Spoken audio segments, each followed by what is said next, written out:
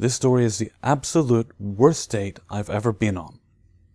For some context, I'm a lesbian, and my girlfriend and I used to go to sports bars all the time to watch UFC fights on pay-per-view. It was a tradition as we had done it on our first date, and it was always really fun. Seeing Silva's leg break like that live is something I'll never forget.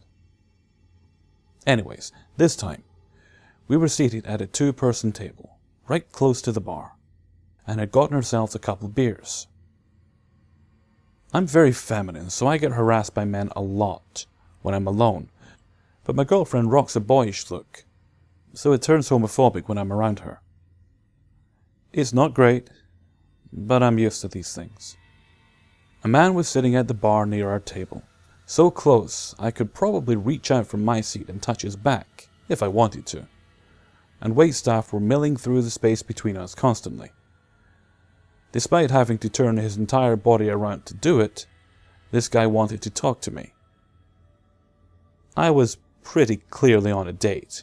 My girl and I were drinking and talking before the fight came on, touching hands across the table. This guy didn't mind constantly interrupting our conversation.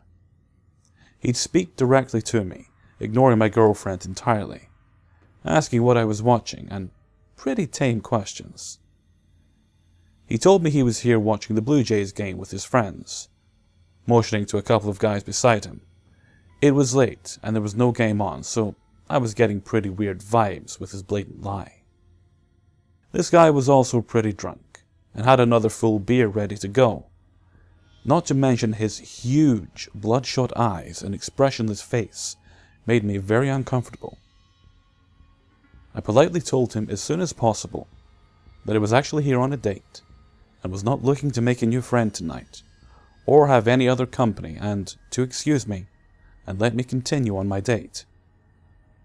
He didn't look at my girlfriend, and proceeded to just turn around slowly and order another beer, even though he had a full one. Fucking coked-out freak. I was feeling good that I could get on with my date, but this guy had his body turned to just stare at me. He was so close to me, I couldn't believe even a drunk weirdo would be that overtly creepy. I didn't know what to do, so I just ignored him, and made strained conversation with my girlfriend. He spoke again, interrupting my girl mid-sentence, like she didn't exist. "You're pretty. You come around here often?" I told him again I was on a date, and did not want to talk to him, bluntly this time. "You shouldn't be with her. Bet she doesn't even know how to spell Blue Jays. You shouldn't be with her." This was a weird comment. Maybe racist against my girlfriend, but definitely having some homophobic undertones about us dating. I was done with this. "Please stop talking to us," I said as my girlfriend finally told him. "She doesn't want to speak with you. Don't talk to us again." "I wasn't talking to you," he shot at her, finally acknowledging her with a lot of venom and a slightly raised voice. Just loud enough that the table behind us got noticeably tense. We turned away from him and started a conversation, ignoring him. He was still staring at me with the biggest eyes I'd ever seen on a grown man.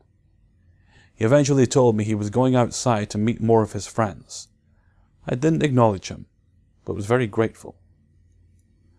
Finally away from his stare, I told my girlfriend I was going to flag down someone who worked there and tell them, which I did.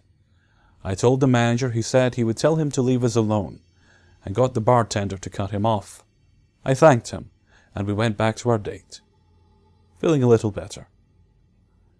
I asked his friends if they could get him to cool it off as well, and to my surprise they said they didn't know him, hadn't even spoken to him ever. Once he came back, with no friends outside unsurprisingly, he continued to stare. He kept getting up and moving between going outside to smoke, his seat to stare at me, and the bathroom.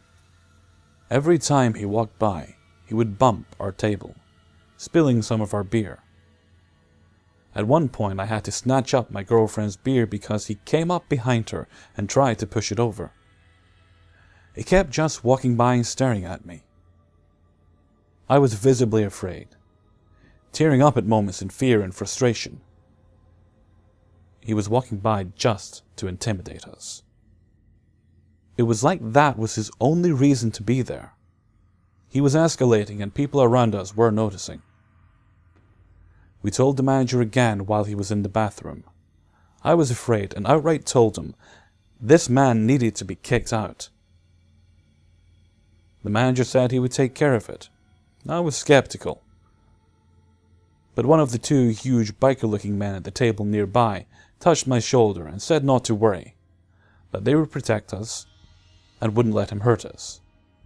They had a kid with them, 14 or so, and they were horrified that this guy had been able to get away with so much in what was, bottom line, a family sports bar. It was so reassuring to have these scary-looking, muscly men backing us up that I actually cried and thanked them. I wanted to leave so badly, but my girlfriend stubbornly said we'd paid cover and not even seen the main event yet. That we hadn't even finished our beers. I told her that I had to pee for 20 minutes, but hadn't budged because I was both afraid to be alone and to leave her alone. She was in the same situation and we laughed shakily. Me wiping my tears and trying to make the best out of our remaining date. The man sat back down in his seat and settled in for more staring. He hadn't been kicked out. Of course. He went for another smoke, and my girlfriend said she was done with seeing me treated like this. She was small and didn't look like much, but she was also a trained boxer. Hence the interest in UFC. She was angry now. It was very tense. He comes by again and actually shoves my girlfriend from behind. It was like finally touching one of us for the first time had broken some unspoken barrier. And all at once, everything went nuts. My girlfriend jumped up and told him not to touch her. And he started threatening her, saying crazy things like she'd have to leave his girl alone, or he'd kill her. That she didn't belong here, and needed to leave. He kept calling me his girl. He was shouting and lunged at her, when the two huge men shot over to us, yelling not to touch us, and that if he wanted a fight, he had found one. Suddenly security came out of nowhere and had to drag him out. It took 2 guys, and he went out shouting that he hadn't done anything. I was crying and looked up to see that he was still staring right at me. As they took him out of the door, he maintained eye contact with me and said quietly in his expressionless voice from across the room, "Look what you made me do." Our tradition of going to watch UFC fights was over that night. So I live in a small city, and I often go to a bigger city nearby to hang with some friends. We just came back from a night of smoking weed and going to the cinema. We decided it's been long enough for today, so we headed back home. My friend decided to walk with me to the bus station a little bit. We came to this deserted street when we saw a man walking. We thought nothing of it at first, but when we took a better look, we saw something very creepy. The man was masturbating while walking like it was a perfectly normal thing to do. But this was not the scariest thing, though. The scariest thing was that the man didn't take his eyes off us once while masturbating. He was staring us straight in the eyes. We didn't really know what to do, so we just ran away.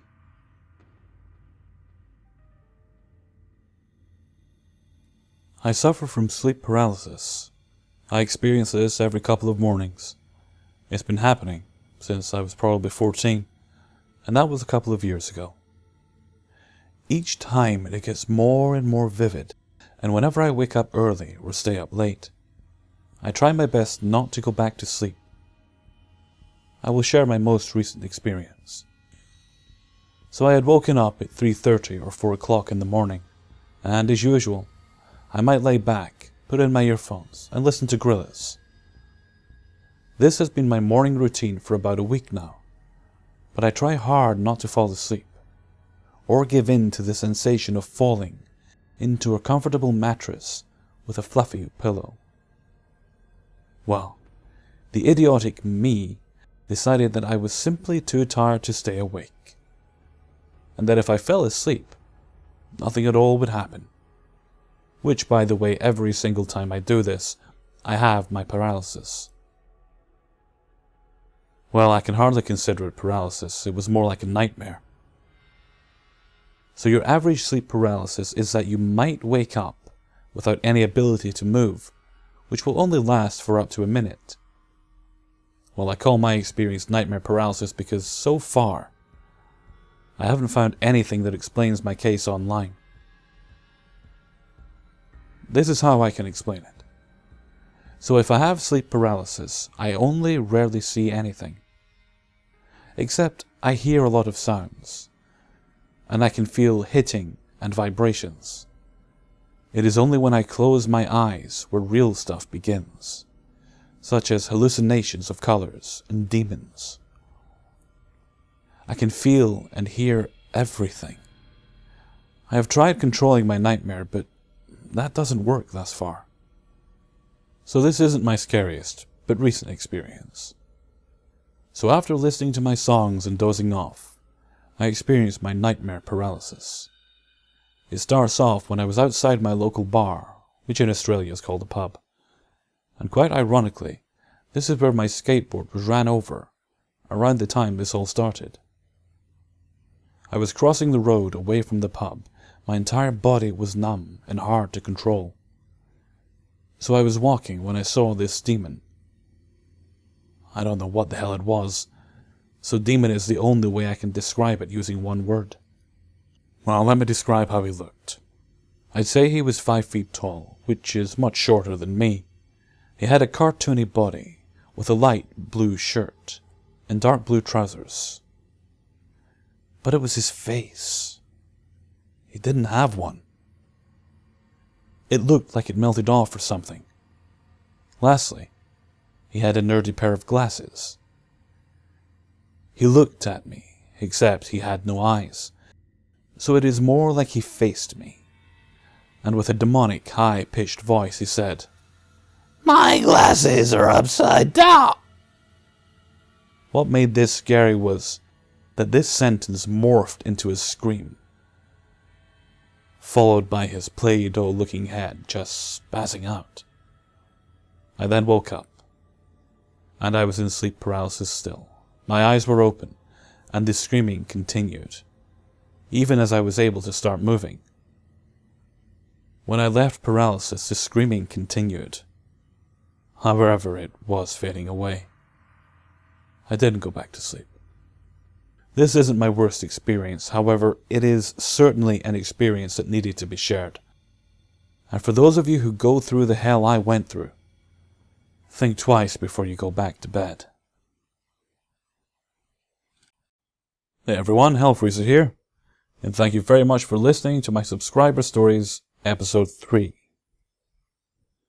Massive thanks to everyone who sent their stories in, and also for your patience. From now on, as soon as I have enough stories to do a video, I'm not going to keep them all to myself. I'll record and get it uploaded for the week I have enough. Okay, what else? Let me think. Oh yeah. I've managed to source some stories for the Greek mythology and that sort of thing that I was planning on doing. So if not this week, then I should have something up next week from that. Okay. So until next time, thank you very much for listening, and take very good care of yourselves.